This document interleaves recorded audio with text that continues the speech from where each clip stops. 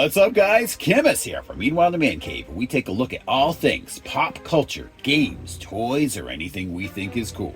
And today, we are taking a look at the Todd McFarlane Collector's Edition version of the original Green Lantern, Alan Scott. Over 3 billion years ago, a war raged through the cosmos between the necromantic forces of the universe and a race that would later become the Guardians of the Universe. The race that would end up being the Guardians of the Universe sought to remove all magic from reality. Eventually, the last to fall was a powerful empire called the Empire of Tears. At the end, all the stray energies were all gathered up and put into an orb, which was then hidden away into the heart of a star. Over the years, this combined energy gained more and more power until it became self-aware. Over time, a small portion of this orb was ejected from the star and traveled through the galaxy for centuries, gathering debris until it resembled a meteor, which ended up crashing into Earth's atmosphere. The meteor ended up crashing into China, where it was found by a man who eventually shaped the meteor into a lantern. Over the centuries, the lantern changed hands multiple times until it found its way into an insane lamp maker's hands named Billings. He ended up reshaping it into a train lantern. And in 1940, this lamp was found by Alan Scott. And that is how he ended up with the powers of a Green Lantern. But unlike other Green Lanterns, his power is derived from this magic and not the power of the Green Lantern power battery on Oa. Okay, starting right off of the box, the normal Todd McFarlane fare. Not much to see in the front. This is number 2 of this collector's line that he's doing, quote unquote. Some nice, looks like Alex Ross artwork on the back here. And again, nothing on this side.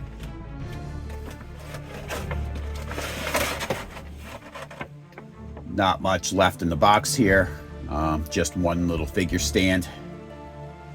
Brief look at the accessories here. You've got the collector's card stand and a lantern along with some Green Lantern energy. All right, let's release these bonds and give you a closer look. Starting off with the green energy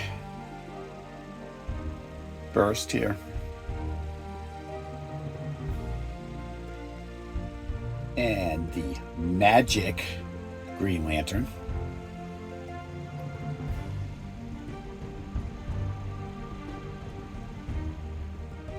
And the trading card holder that comes with the collector's edition figures. Not made particularly fancy. It's fairly cheap plastic.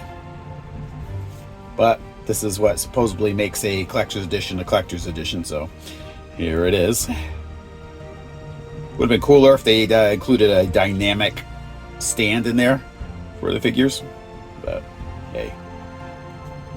And here he is, Alan Scott, the Green Lantern himself.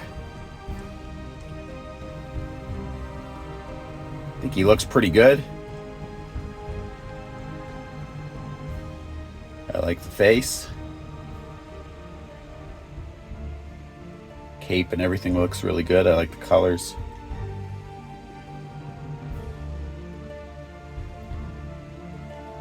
Faithful.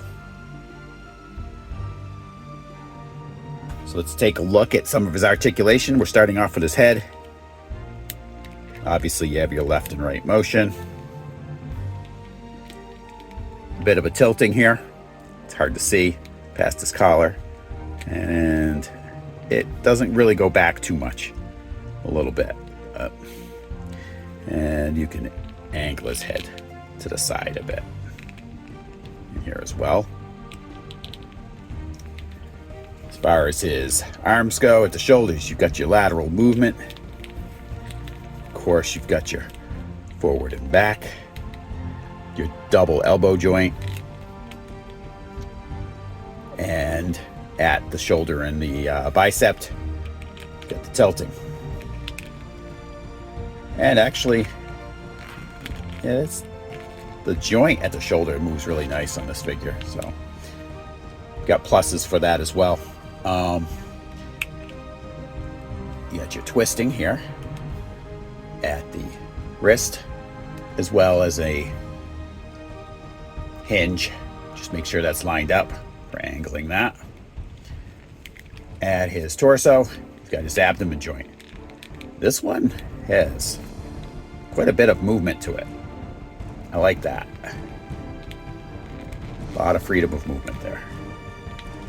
As well as the waist joint, obviously. But all that combined gives him a lot of freedom of movement. Very nice. There at his knee, you've got your double knee joint. Lateral movement. Forward and back, obviously. For the leg. Nothing down here at his, foot for twisting. You do have the angling though. A little bit forward, quite a bit back, and your toe joint. But I was hoping it would. Yeah, I don't have any twisting down here at his foot. That's a little disappointing. Let me try his other foot just to see if maybe that joint's really stiff or something. No. It does angle though. Like you can angle the foot slightly. But I would have liked to be able to twist that foot a little bit to use it as a plant foot. So, let's get the Green Lantern in some poses and I'm going to tell you what I think. So, upon getting him posed, I did find I was satisfied with his articulation for the most part. The not being able to twist his foot or his leg, at least at some portion, would have been helpful, but it wasn't too much of a hindrance, honestly. I would have liked for them to have included a dynamic flight stand, though, for this character. I really don't know why he doesn't include these with any Green Lantern figure or any figure that typically flies. That should be just a standard fare to include with this, especially at the collector's edition price point. There's no excuse to me for not including that. But overall, I am satisfied with this character. I thought he came out really well. Overall, I did like the articulation again. I like the sculpt and everything on that. And I'm glad I've got it to go along with the other Green Lanterns in my collection.